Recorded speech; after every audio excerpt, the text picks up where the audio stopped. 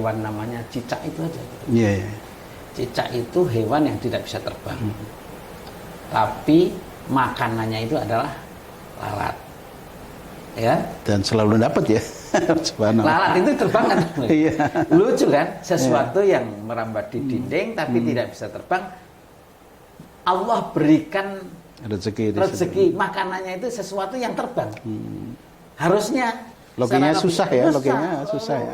Kalau toh lompat jatuh.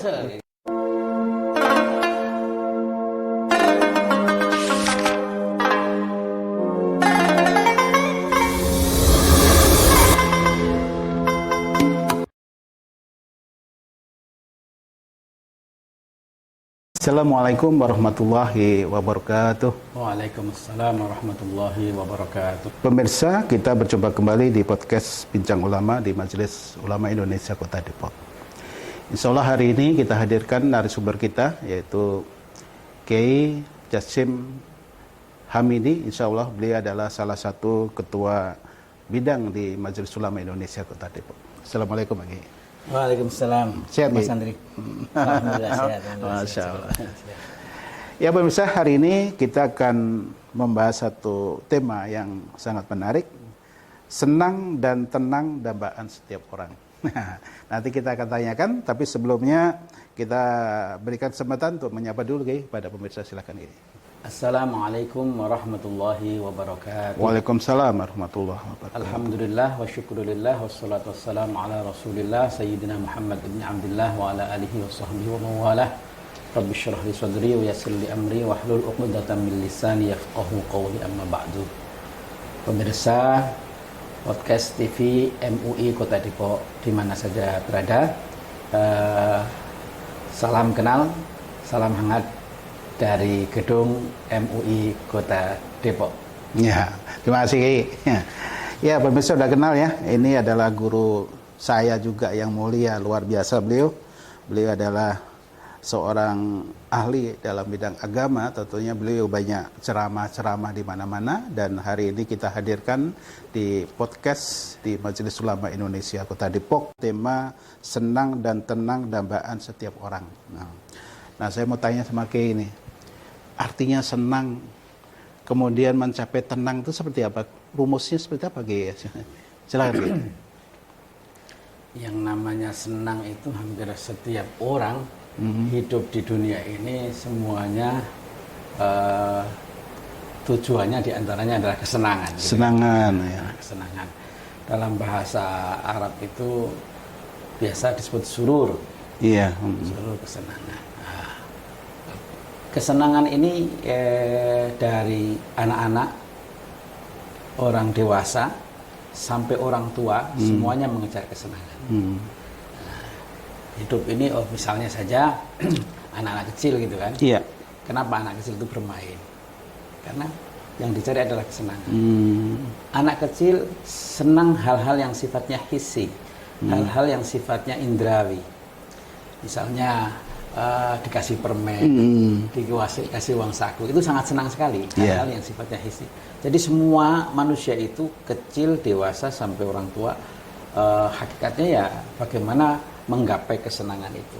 Nah, hanya nanti bagaimana tata kelola agama tentang kesenangan ini yang menghantar kepada ketenangan batin dan ketenangan jiwa. Iya. Baik. Jadi ketenangan itu semuanya, bahkan salah satu di antara tanda kewalian seseorang, artinya kedekatan seseorang dengan Allah itu la khaufun alaihim wa la hum yahzanun. Dia tidak ada rasa khauf, takut, betul, dan tidak ada rasa yahzan, la yahzanun, berarti tidak ada rasa sedih. Kalau tidak sedih berarti senang. Nah, kita kira kayak gitu. Jadi tanda seseorang itu menjadi kekasih Allah itu tidak pernah merasa takut dan sedih. Nah, cuman nanti ada tafsiran-tafsiran yang lebih detail ya. Iya, baik. Apa makna kalimat tersebut? Baik. Tapi ada juga ya dalam kehidupan sehari-hari banyak orang yang merasa senang tapi hatinya sebenarnya nggak senang, hanya pura-pura senang. Ada juga yang gitu. Iya, bagaimana gitu? Ya. Karena kesenangan itu sebenarnya juga kesenangan itu ada klasifikasi. Iya. Kesenangan itu ada kesenangan yang temporal dan juga ada kesenangan itu yang abadi. Kesenangan duniawi ini tidak ada yang pernah abadi. Betul, ya. Itu yang harus perlu digarisbawahi bahwa kesenangan duniawi ini mesti sementara karena Allah memang menjadikan segala sesuatu itu berpasangan. Wa min kulli syai'in khalaqna zawjain la'allakum tadhakkarun. Dan segala sesuatu itu Allah jadikan berpasang-pasangan. Betul. Nggak mungkin orang itu sedih terus, tidak juga senang terus. Mesti satu ketika senang, satu ketika sedih. Betul. Nah ini yang harus dipahami oleh setiap orang agar supaya dia tidak gagal paham dalam memaknai hidup ini. Bahwa memang desain Allah itu ya ada dua ya? Iya, ada sedih, ada senang, gitu. Iya. Ada takut, ada berani, gitu kan. Iya. Semuanya seperti itu. Maka ketika apa yang diharapkan, kesenangan yang diharapkan itu belum muncul datang, tidak mengatakan tidak muncul datang ya, Yeah. belum muncul datang, maka kemudian dia bagaimana caranya gitu kan, bersabar dan seterusnya. Tapi lagi-lagi tadi kita harus berpikir tentang klasifikasi tadi, kita ini sebagai apa, kita ini usia berapa. Itu tentunya akan berbeda tingkat dan model kesenangannya tentunya. Iya. Artinya bisa digolongkan contoh mungkin kayak saya ini maksudnya senangnya di mana nih gitu ya. Atau bagaimana kayak? Mestinya sudah tidak hisi lagi ya mestinya. Gitu, yang hisi itu sudah berkurang banyak gitu ya. Karena kesenangan itu sebetulnya kan memang seperti itu ya. Kenapa misalnya ya ada kita cari satu contoh gitu kan di kehidupan nyata. Ketika seseorang itu sudah bisa memenuhi kebutuhan primernya, sekundernya, tersiernya itu akan mesti kemudian naik supaya bisa meningkat tingkat kesenangannya. Contohnya adalah misalnya ini contoh Pak Andri pakai apa cincin nggak gitu kan? Enggak, betul. Oh nggak, saya kebetulan enggak ya. Kalau yang pecinta cincin gitu ya, cincin itu coba bayangkan ada yang harganya miliaran gitu kan. Apa sih kelebihannya gitu kan? Betul ya. Nah itu orang sebetulnya kalau orang Jawa bilang durusi seneng gitu kan, sampai seperti itu. Durusi seneng. Ya itu karena memang hal-hal yang sifatnya primer, kesenangan hisi yang sifatnya primer, sekunder, tersier sudah didapatkan, kemudian yang aneh-aneh dia cari, gitu kan. Nah itu memang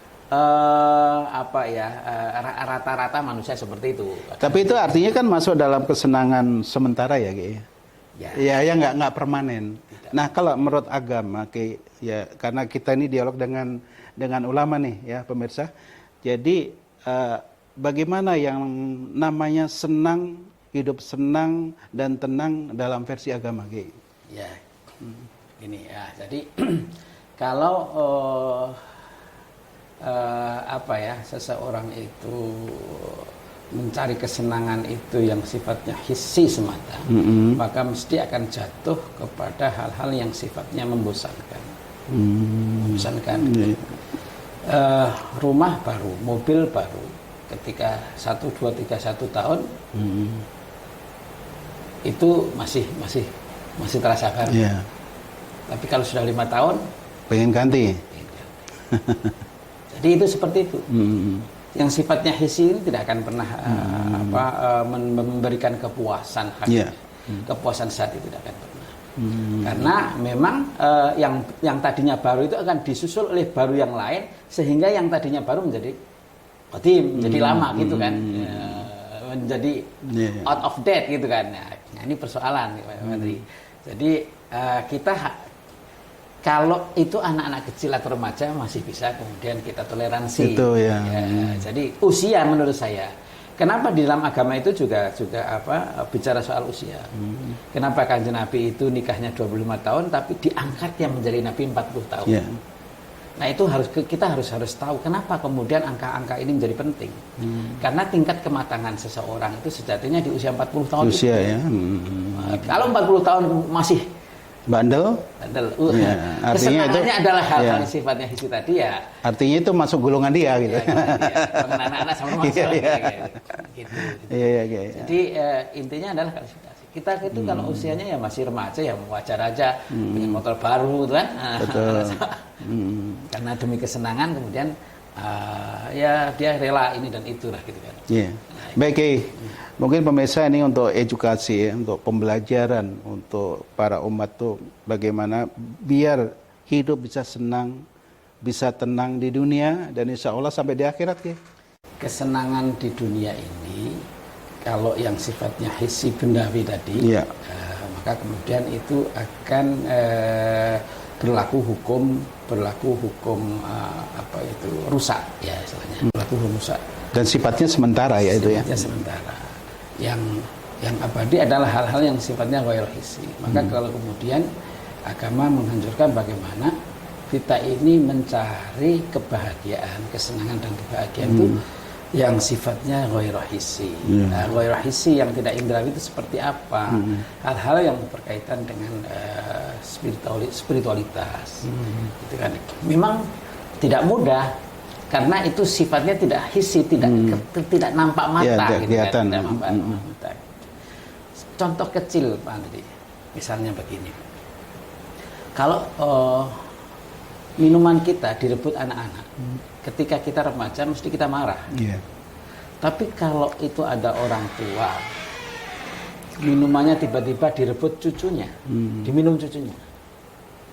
Kalau dia, ini sudah antara hisi dan ghairul hisi nih ya.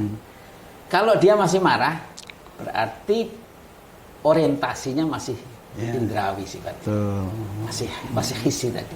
Tetapi kalau kemudian dia balik gitu kan. Apa tadi peristiwa kecil tadi gitu kan. Tiba-tiba cucu kita gitu kan, anak kita yang paling kecil itu kemudian minum minuman kita kemudian pakai sudut pandang betapa apa istilahnya senangnya cucu kita atau anak kita tadi gitu kan. Nah, kalau kemudian kita puas, rela, ridho dengan apa itu sesuatu yang menjadi milik kita diambil orang lain. Nah, kalau itu mulai kita muncul kesenangan itu mulai dari apa hal yang sifatnya hisi menuju ghairul hisi. Itu arah kesenangan yang hakiki begitu ya. Subhanallah. Nah, ini sebenarnya Pak Nuri, ini didukung oleh apa itu anjuran Kanjeng Nabi bahwa idkhalus surur, ya, menyenangkan, memberikan kesenangan kepada orang lain itu adalah pahala. Pahala ya. Bahkan tabassumuka fi wajhi akhika sedekah kan? Senyummu pada saudaramu itu juga sedekah. Sedekah ya. Nah, itu kan antara hisi ghairul hisi gitu kan. Senyum itu bisa hisi, tapi kemudian senyuman yang diberikan itu adalah ternyata bentuk sedekah. Sedekah ya. Sedekah kita kepada orang lain. Nah, itu kalau kesenangan itu sudah mulai diwujudkan dalam hal-hal yang ghairul hisi tadi, itu akan lebih bagus sekali. Nah, itu akan menuju kepada kesenangan hakiki. Iya. Gitu. Tapi mungkin pemirsa ada yang bertanya ya, menyikapi bagaimana kita bisa senang. Kalau senang pada umumnya kan ya kita senang pengen beli mobil baru, senang pengen punya rumah baru gitu kayak ya. Sifatnya masih duniawi, rata-rata kan begitu ya, orang senang, dan itu semua hampir mayoritas orang begitu, termasuk saya barangkali ya. Iya. Ustadznya juga kadang-kadang. Iya, kadang-kadang ya. Saya juga masih kayak betul. Gitu. Iya, tapi artinya kita kan tetap harus mengarahkan umat sehingga mau senang, bagaimana senang dunia dan juga senang di akhirat itu tercapai gitu ya. Nah, itu tinggal nawaitunya nanti. Nawaitunya. Nawaitunya dan kemudian wa aqimul wazna bil qist wa la tukhsirul mizan. Kesetimbangan dan keseimbangan. Kalau kemudian itu juga tidak dikendalikan gitu kan. Ya, nanti kekhawatirannya di ranah itu terus kita. Oh, jadi rumusnya harus bisa mengendalikan ya, intinya mengendalikan, begitu. Ya. Kalau kemudian misalnya kita ingin punya mobil gitu kan, tapi untuk bisa rapat di MUI gitu ya. Itu kan bagus. Untuk ngaji. Nah, itu bagus sekali. Untuk ngajar memang hari ini tingkat apa itu istilahnya kebutuhan itu kan memang apa itu meningkat ya, berubah dan meningkat gitu kan. Begitu. Jadi tapi percayalah, kalau saya sih meyakini bahwa kebutuhan primer itu mesti sudah disediakan sama Allah SWT. Pasti itu ya, Pasti. sudah dijanjikan ya, Janjikan sudah Allah pasti ya. SWT. Ya. Yang penting kita ini mau merayap. Kalau dalam bahasa Al-Quran itu kan Ada ikhtiar ya. Ya, ada ikhtiar. Diistilahkan dengan dabbah. Wa ma min dabbatin illa 'alallahi rizquha. Dan tidak satupun yang melata. Disebutkannya melata. Melata ya. Tidak lari juga, tapi juga tidak berdiam diri. Dabbah tubuh Bergerak. bergerak. Jadi dia harus tetap bergerak untuk mendapatkan Rezeki sesuatu Allah. yang diinginkan dan mendapatkan kesenangan dari sana. Artinya sebenarnya rezeki-rezeki yang sifatnya apa istilahnya primer itu sudah disediakan. Disiapkan ya. Terkadang kan rezeki juga kan datang dengan sendirinya kayak ya. Nah itu Ya, kadang-kadang nyikapi datang dengan sendirinya itu apa gitu loh sebenarnya itu. Kalau saya nyikapinya rezeki yang datang dengan sendirinya, umpama contohnya saya punya tagihan nih 2M katanya, ini udah 10 tahun gak bayar-bayar, tiba-tiba mau naik haji datang gitu kayak itu yang banyak sekali. Ada itu ya. Ada artinya. juga yang naik haji itu juga apa ya, tiba-tiba ditawari jamaah, Betul. ditawari orang gitu kan. Kalau kayak pasti gitu ya. ya apa itu kan juga namanya rezeki kan. Iya. Jadi, min haitsu la yahtasib itu menurut saya Iya. untuk bisa mencapai kesenangan. Jadi jalan rezeki Allah tuh memang jalannya banyak gitu ya. Jalan Subhanallah. sekali. Tapi Jadi kalau bisa sekali lagi Pak Tri, kalau bisa hal-hal yang sifatnya material itu ya memang menurut saya harus dilihat dari secara umur ya. Kalau kemudian sudah dewasa menjadi orang tua, kok kemudian itu terus, maka saya khawatir gagal dalam